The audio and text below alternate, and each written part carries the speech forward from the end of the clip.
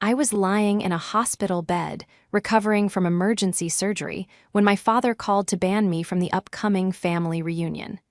He laughed, claiming I ruined the mood. He forgot I paid for his truck, the electricity, and the party itself. So, I canceled it all. This is where the story truly begins, and you won't want to miss what happens. Make sure you're subscribed to see it through to the end. We're always curious. Where in the world are you all watching from today? Let us know in the comments. The sterile smell of antiseptic always made me nauseous, but today it was the only thing keeping me grounded. I was lying in a recovery room, the steady beep beep beep of the monitor acting as a metronome for my throbbing headache. I had just come out of an emergency appendectomy 3 hours ago. My abdomen felt like it had been set on fire, and my throat was dry as sandpaper. I was vulnerable, weak, and desperately lonely. I had texted the family group chat the moment I was being wheeled in. Heading into emergency surgery. Love you guys. 3 hours later, as the anesthesia fog began to lift, I reached for my phone with a trembling hand, expecting to see a flood of worried messages. Maybe a missed call from my mother, Martha, or a text from my sister, Rebecca, asking if I was okay. There was nothing, not a single notification. I swallowed the lump in my throat, trying to convince myself they were just busy. They were preparing for the annual family reunion barbecue, after all, an event I funded every single year. Maybe they were just deep in preparations. Then my phone buzzed. It was a call, Dad. A wave of relief washed over me. Thomas was calling. He must have seen the message late. I cleared my throat, trying to sound stronger than I felt. Hi, Dad, I rasped, my voice cracking. I'm out of surgery. It went okay, just. Nicola, he interrupted. His voice wasn't warm. It was loud, booming against a background of laughter and clinking glasses. He wasn't calling to check on me. He was on speakerphone. Oh, I said, confusion clouding my mind. Hi, did you get my text? I'm at St. Jude S. The doctor said. I didn't call to hear about your stomach ache, Nicola, Thomas said, his tone sharp and dismissive. I called to talk about Saturday. Saturday, the barbecue? I shifted in the bed, wincing as the stitches pulled tight. I might be a little slow, but I'm hoping to be discharged tomorrow, so I should be able to make it. I bought the brisket yesterday before the pain started, so I just need to. Yeah, about that, he cut in again. This time I heard a distinct giggle in the background. It sounded like Rebecca. Don't come. The room went silent. The beeping monitor seemed to grow louder. What? Don't come, Nicola, Thomas repeated, enunciating every word slowly as if speaking to a child. We've been talking, your mother, Rebecca, and I, and we decided it's better if you just sit this one out. I don't understand, I whispered, gripping the cold metal rail of the bed. Is it because of the surgery? Dad, I can just sit in a chair. I won't be in the way. Thomas laughed. It was a cruel, barking sound that I had heard him use on telemarketers or neighbors he despised. It's not the surgery, Nicola. God, you're always so dramatic. It's you. Me. You're a buzzkill, he said flatly. You come around with your suits and your work talk and your schedule. You make everyone uncomfortable. Rebecca says she feels judged every time you look at her. Martha says she can't relax because you're always reorganizing the kitchen. We're tired of pretending, Nicola. My heart hammered against my ribs faster than the monitor could track. Pretending. Pretending to like you, he said. The cruelty of the sentence hung in the air, sucking the oxygen out of the room. We're tired of pretending we enjoy your company. You're stiff, you're boring, and frankly, nobody wants you there. So, take a hint. Stay home. We'll have a better time without you. I heard Rebecca's voice in the background, clear as day. Tell her to send the brisket over, though.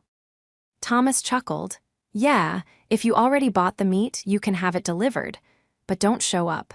We're done engaging with your negativity. He didn't wait for a response. The line went dead.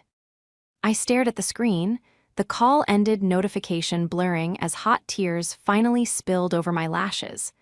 I lay there in the hospital bed, cut open and stitched back together, realizing that the physical wound was nothing compared to the evisceration I had just endured. The betrayal was worse than the diagnosis itself.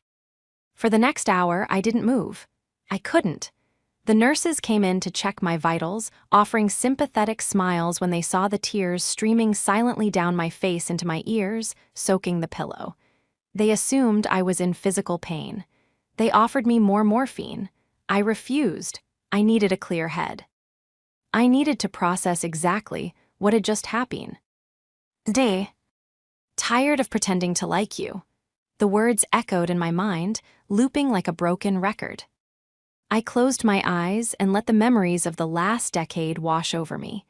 I wasn't just the daughter. I was the architect of their lives. I was the one who stepped up when Thomas retired early because his back couldn't take the line anymore, even though he spent every weekend golfing. I was the one who paid off the credit card debt Martha accrued from her failed crafting hobbies. I was the one who paid for Rebecca's 3 failed attempts at college and her current lifestyle, as she tried to become an influencer with 400 followers. I looked around the sterile hospital room. Who was here for me? No one. I unlocked my phone again and opened my banking app. It was a habit, a reflex honed by years of managing not just my own logistics career, but the family logistics as well. I scrolled through the automated payments scheduled for the next 3 days. Transfer to Thomas and Martha joint, $800, groceries utilities allowance. Ford credit, $650, lease payment for Thomas's F-150.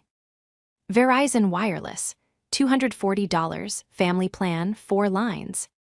City Power and Light, $310, past due balance for their house I promised to cover. Venmo to Rebecca, $150, weekly content creation stipend. The list went on. Streaming services, insurance premiums, the internet bill.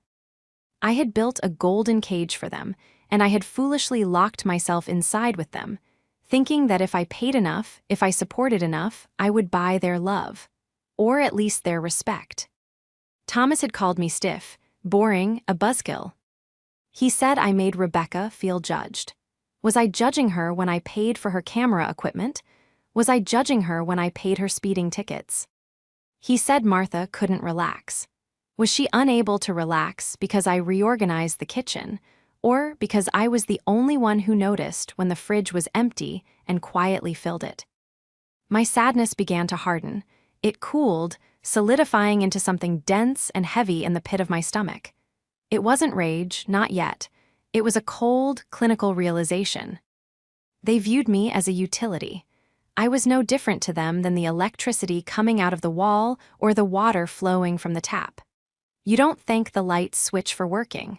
You only curse it when it doesn't turn on.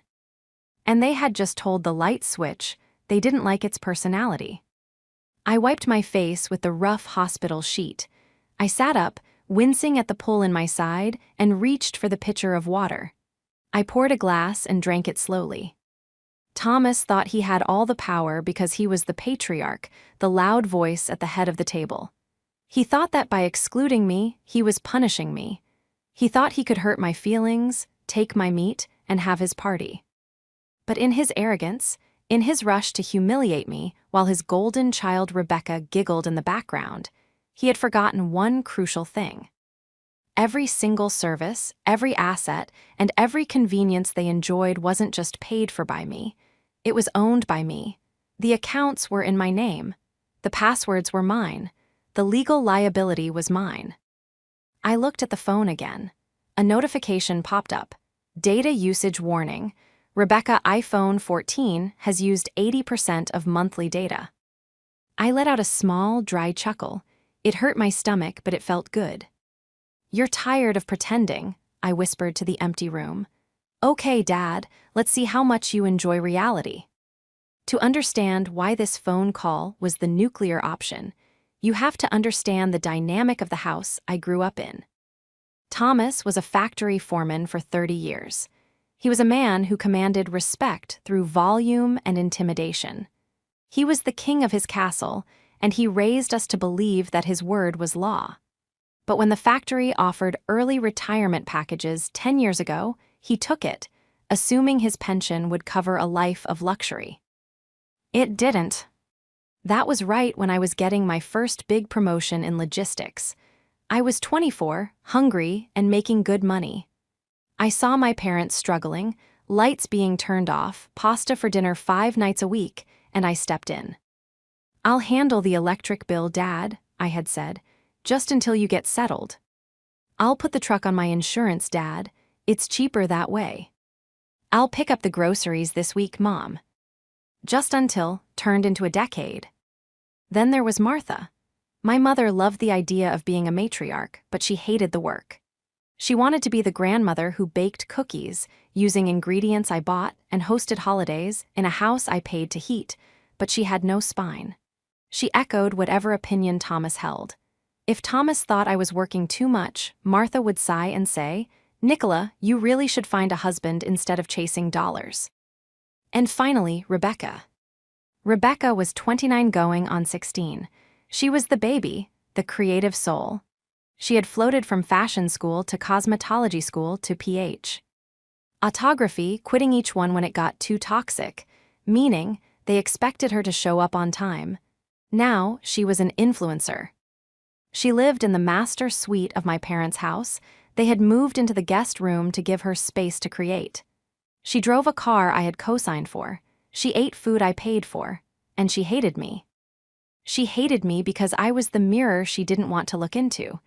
Every time I came over in my work clothes, exhausted but successful, it was a reminder of what she wasn't doing. So she poisoned the well. She would whisper to Thomas that I was condescending. She would tell Martha that I looked down on them. The irony was, I didn't look down on them. I looked out for them. I remembered a specific incident 3 months ago.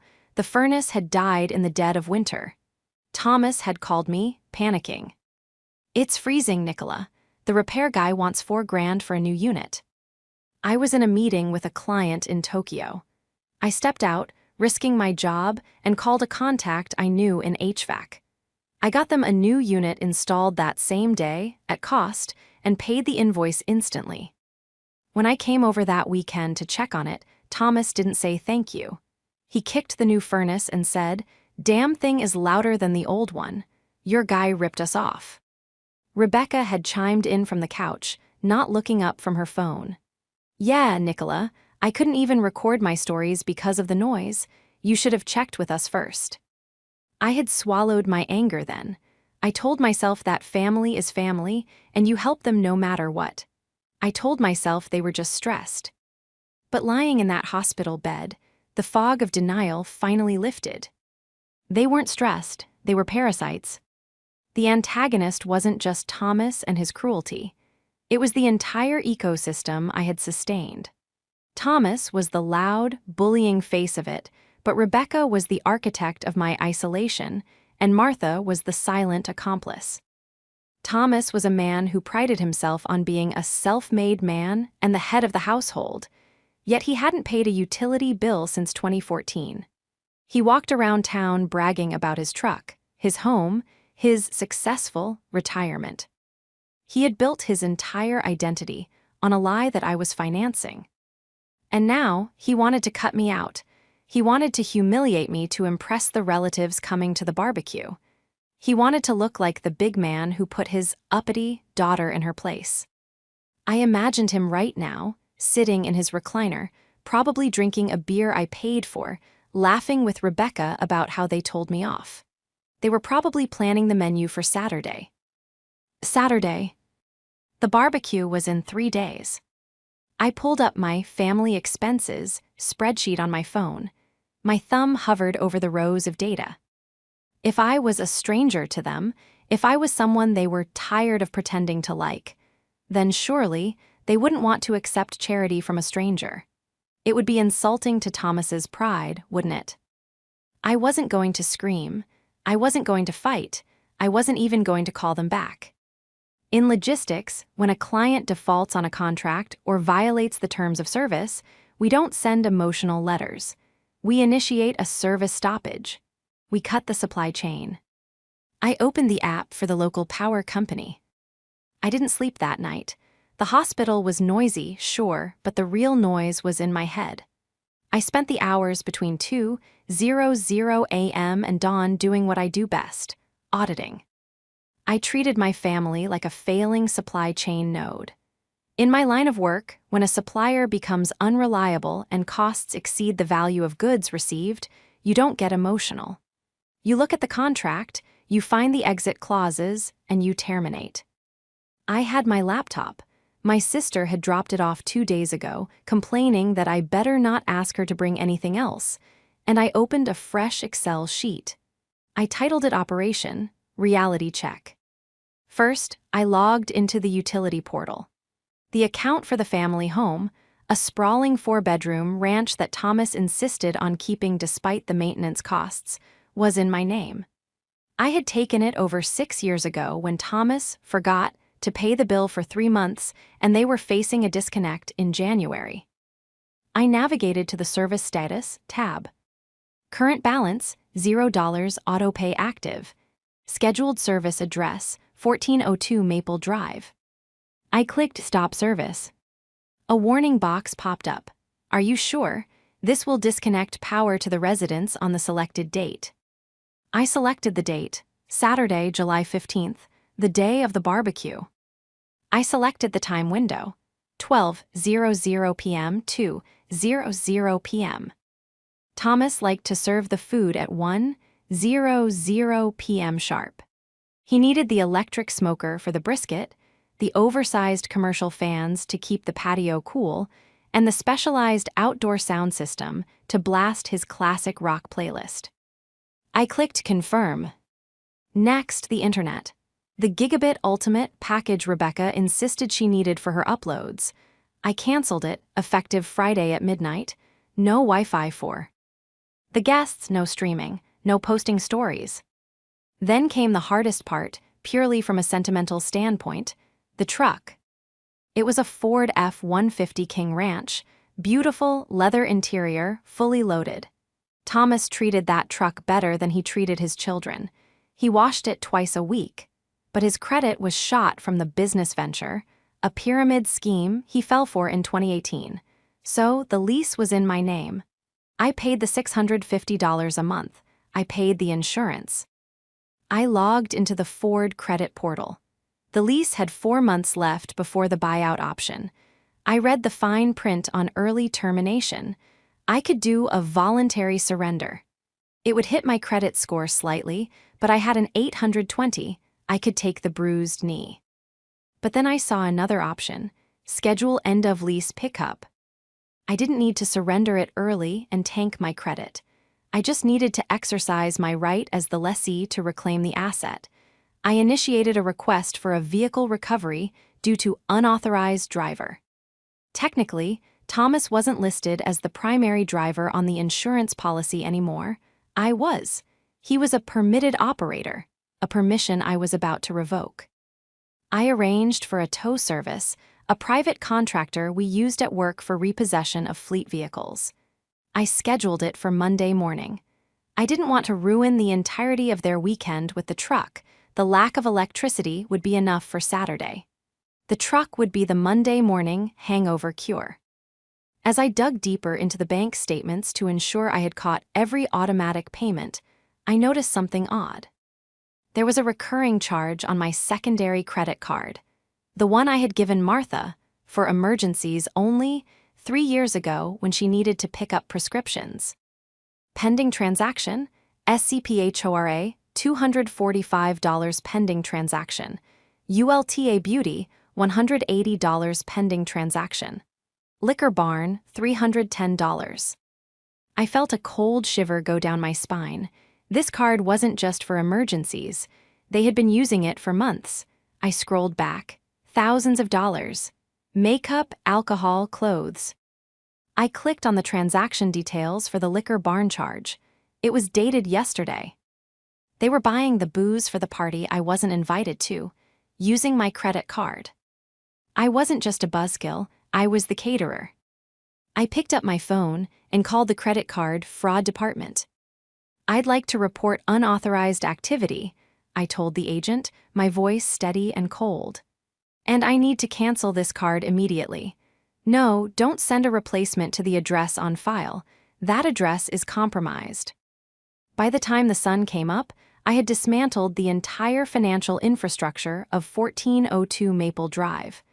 I lay back against the pillows, exhausted but strangely energized. I had stopped the bleeding. I was discharged on Friday afternoon. I didn't go to my parents' house. I took an Uber to my own apartment, a quiet, modern sanctuary downtown that my family rarely visited because parking was a hassle. Saturday arrived with a heat wave. It was 95 degrees with 90% humidity. A sweltering, suffocating blanket of heat. I sat in my air-conditioned living room, drinking iced tea, my phone on the coffee table. 12:00 p.m. came and went. 1:00 p.m. I imagined the scene. The brisket would be halfway done in the electric smoker. The guests, aunts, uncles, cousins I hadn't seen in a year, would be arriving. Thomas would be holding court, a beer in hand, probably making a joke about how Nicola couldn't make it. She's too busy being a CEO. Rebecca would be trying to film a TikTok of the table set up. 1:30 p.m. My phone lit up. Incoming call, Dad. I let it ring. It rang again immediately. Then a text from Rebecca, "Did you forget to pay the bill?" Power just went out, embarrassing. I took a sip of my tea. I didn't reply. Then a call from Martha, then Thomas again. Finally, at 1:45 p.m., I answered. "Hello." "Nicola." Thomas didn't just speak, he exploded. I could hear the background noise, not music and laughter, but confused murmuring and the distinct beep of a smoke detector with a dying battery. "The power is out. The smoker stopped. The AC is off. We have 30 people here and it's a sauna." "Oh," I said calmly, "that sounds unfortunate." "Unfortunate? It's a disaster. The meat is going to spoil. I checked the breaker, it's fine. Did you pay the bill? I bet you forgot to pay the damn bill with your surgery drama." "I didn't forget, Dad," I said. I kept my voice low, smooth, professional. "I canceled it." There was a silence on the other end, so profound I thought the call had dropped. "You what?" "I canceled the service," I repeated. "I was reviewing my finances while I was in the hospital. You know, since I had so much free time not going to the barbecue. And I realized that I was paying for a house I don't live in, for a party I'm not welcome at." "Are you insane?" Thomas roared. The pretense of the kindly patriarch vanished. He was the bully now. "Turn it back on, right now." "Uncle Jerry is here. The food is raw. You are embarrassing us." "I think you're embarrassing yourself, Dad," I replied. "You told me everyone was tired of pretending to like me. Well, I accepted that.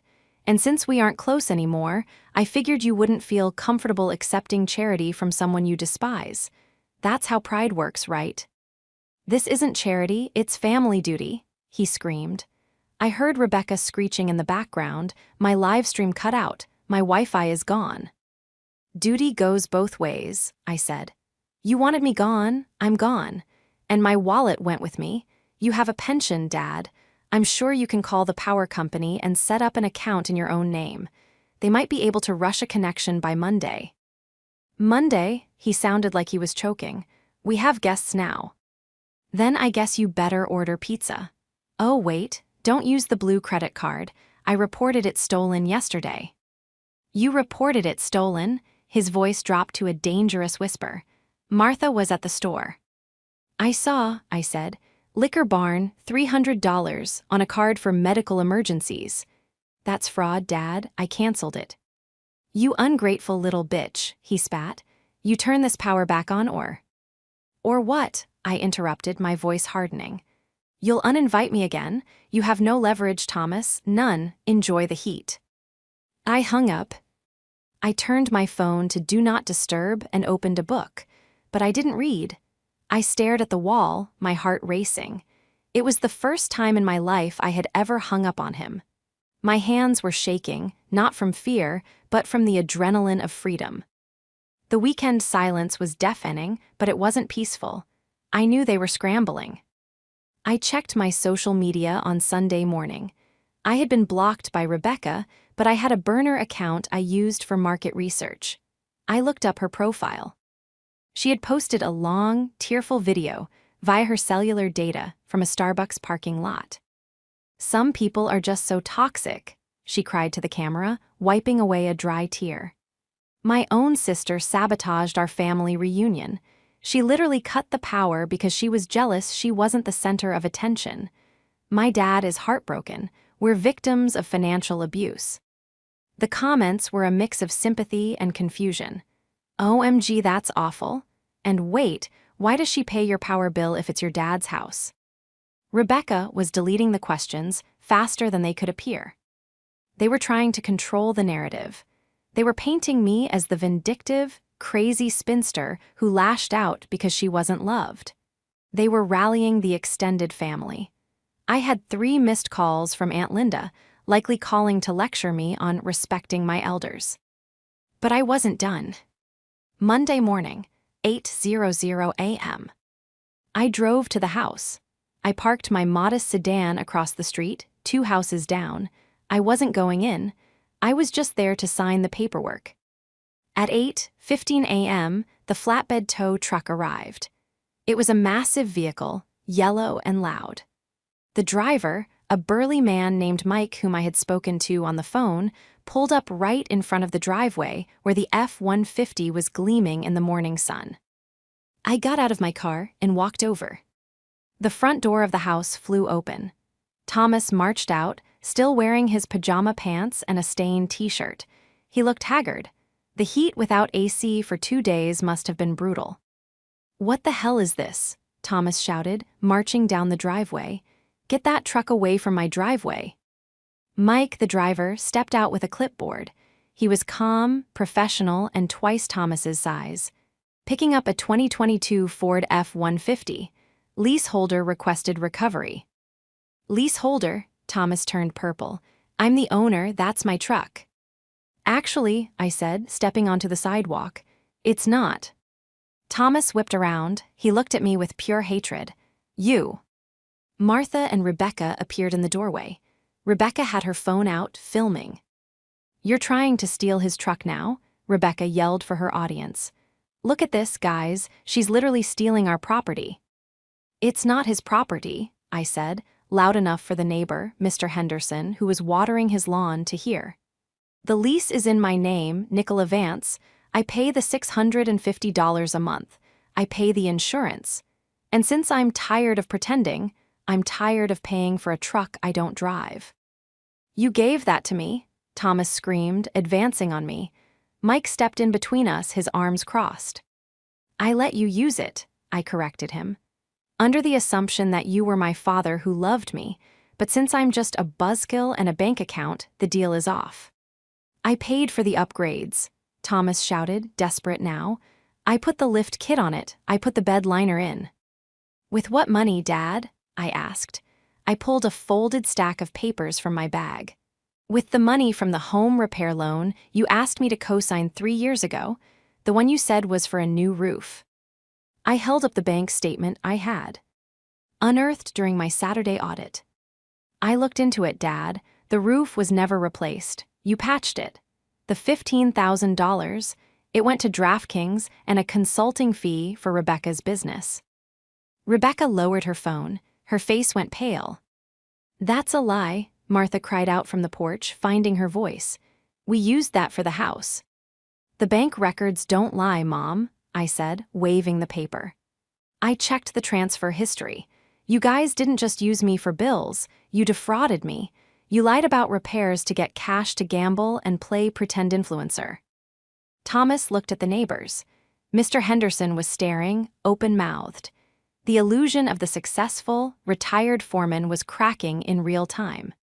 "You can't take the truck," Thomas whispered, his voice trembling with a mix of rage and fear. "I need it. I have errands." "You have legs," I said coldly. I turned to Mike. "Take it." "No," Thomas lunged for the door handle of the F-150. "I'm not giving you the keys." "I have the spare set," I said, tossing them to Mike. Mike caught them, hopped into the cab, and fired up the engine. The rumble of the V8, usually Thomas's pride and joy, now sounded like a death knell. As the truck was loaded onto the flatbed, Thomas stood in the driveway, defeated, looking smaller than I had ever seen him. But it wasn't remorse on his face. It was panic. "Nicola," he said, his tone shifting to a pathetic wheedle. "Nicola, wait, let's talk about this. You're overreacting. We can fix this.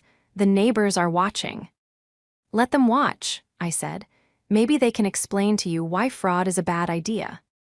But as Mike secured the chains, Rebecca ran down the driveway, her phone back up.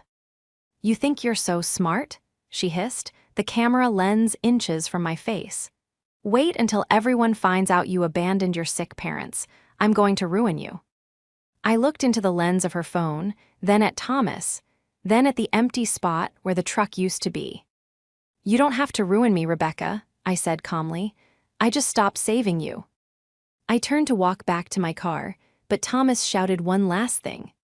"You walk away now and you're out of the will, you get nothing. The house, the bonds, everything goes to Rebecca."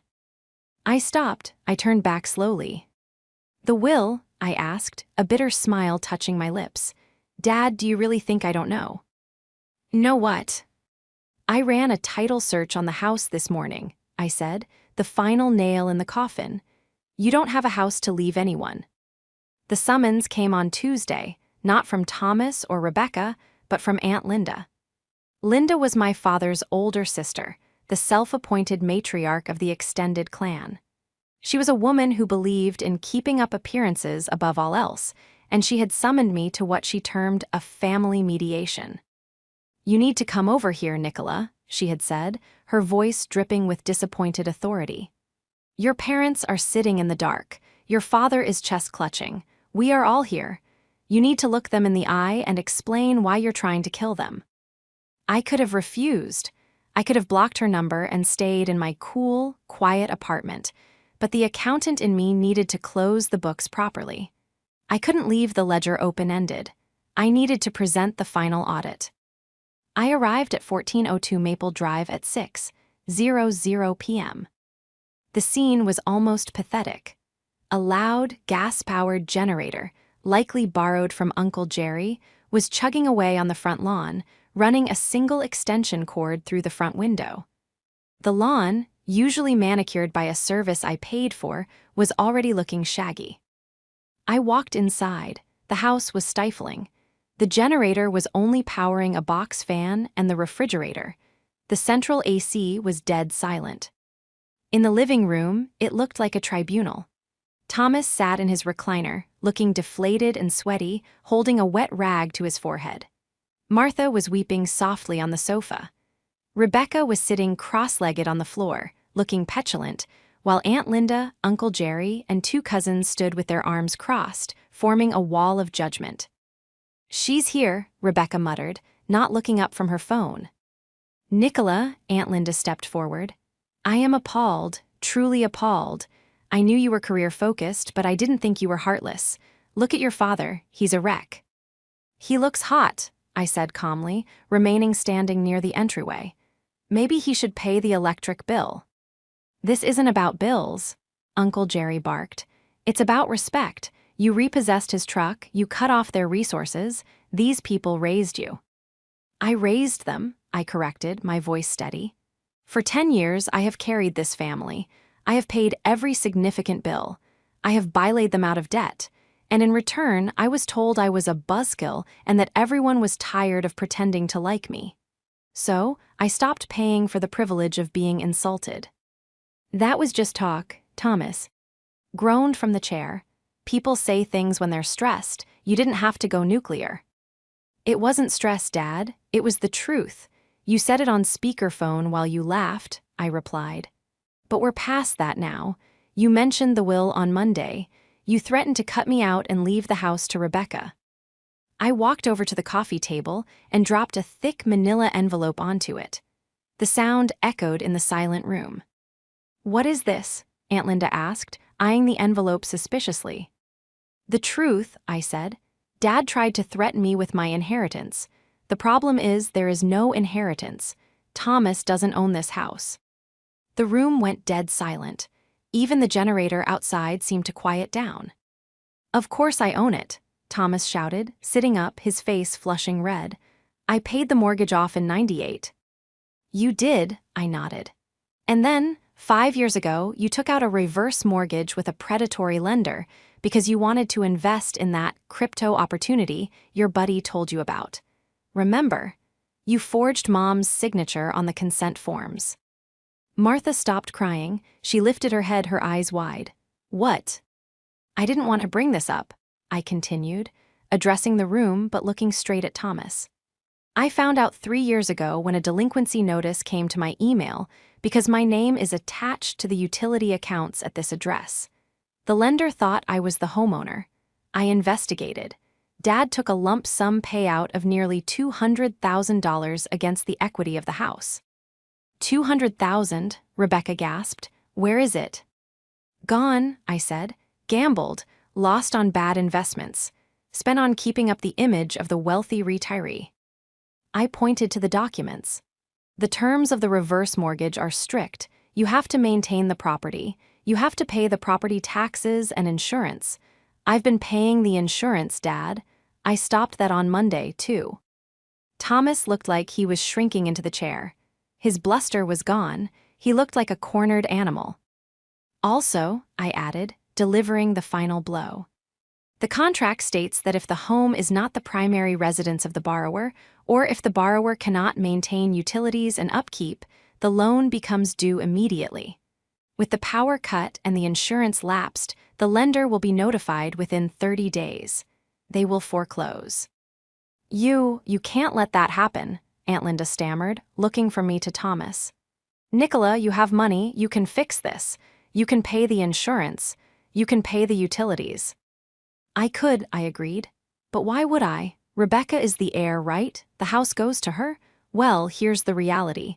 The house has negative equity. If Dad dies or moves out, the bank takes it. Rebecca, you aren't inheriting a house. You're inheriting an eviction notice. Rebecca stood up, her fists clenched. She turned on Thomas. Dad, is that true? Did you spend the money? You said you had a portfolio. I was trying to build something, Thomas yelled, his voice cracking. I was trying to get rich for us. You were gambling, I snapped. And now it's over. The masquerade is done. I looked at Aunt Linda. You wanted to mediate? Here is the settlement. Thomas and Martha are broke. They are living in a house the bank owns, burning gas they can't afford, waiting for a foreclosure. I am the only reason they lasted this long, and I am done.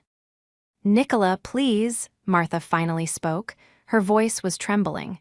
She stood up and reached a hand toward me. Please, we're sorry. We shouldn't have said those things. We need you. We can't lose the house. Where will we go? I don't know, Mom, I said, feeling a strange, hollow sadness in my chest. It wasn't guilt. It was pity. Maybe you can stay with Aunt Linda. She seems very concerned about family duty. Aunt Linda took a sharp step back, her eyes widening in panic. Now, hold on, I don't have the room. There you go, I said, picking up my purse. Everyone is family until the check arrives. Goodbye. I turned and walked out. Behind me, the shouting began. It wasn't directed at me anymore. Rebecca was screaming at Thomas. Martha was sobbing. Uncle Jerry was yelling about the generator. I walked out into the humid evening air, got into my car, and drove away. I didn't look back. The fallout was swift and brutal. Without my financial shield, reality crashed down on 1402 Maple Drive like a tidal wave. I didn't need to do anything else. Gravity took over. Within a week, the lender was notified of the lapsed insurance.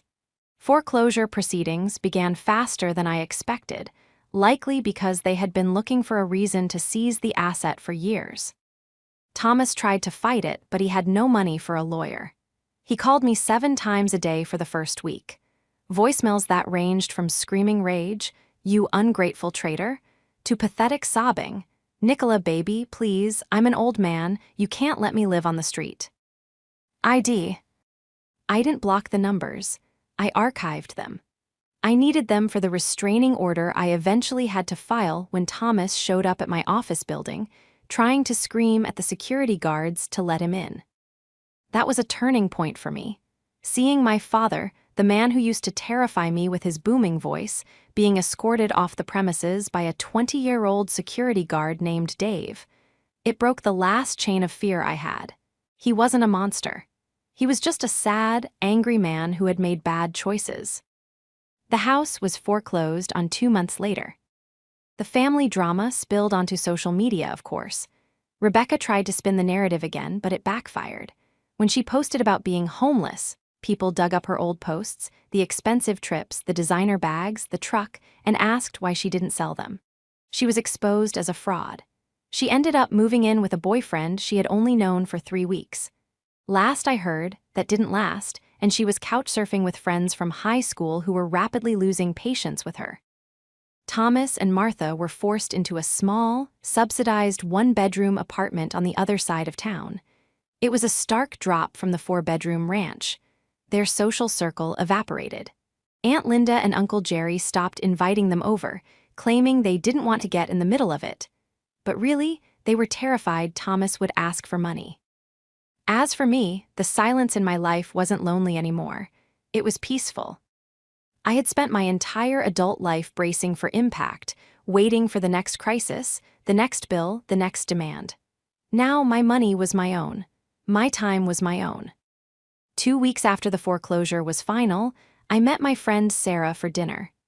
Sarah had been my college roommate, the one person who had told me for years that my family was toxic. I had always brushed her off, defending them. We sat on the patio of a nice Italian restaurant. I ordered a bottle of wine, an expensive Barolo that I would have never bought before because Dad needs truck payment money. To freedom, Sarah said, raising her glass. To reality, I replied, clinking my glass against hers. How do you feel? She asked, her eyes searching my face for signs of regret. I took a sip of the wine. It was rich, complex, and perfect. I feel like I just set down a backpack filled with rocks that I've been carrying since I was 22, I said honestly. I miss the idea of them, Sarah. I miss the idea of having a dad who is proud of me and a sister who is my friend, but I don't miss them. That's the grief, Sarah said softly. You're mourning the family you deserved, not the one you had. She reached across the table and squeezed my hand. It was a small gesture, but it meant more to me than 1,000 hollow "I love yous" from my father. That was my reconciliation. Not with the abusers who viewed me as an ATM, but with the part of myself that believed I had to pay for love. I had finally learned the most important lesson of supply chain logistics. You cannot sustain a system that produces nothing but waste. You have to cut the line. My phone buzzed on the table. It was a text from a strange number. Nikki, it's Mom. We're at the apartment. The AC is broken here too. Dad is really struggling. Please, just $500. We learned our lesson. We love you. I looked at the message. I looked at the word love tacked onto the end like a price tag. I didn't feel anger. I didn't feel sadness. I just felt done. I pressed block. Then I poured another glass of wine and ordered the calamari. I had a life to live, and for the first time in forever, I could actually afford to enjoy it.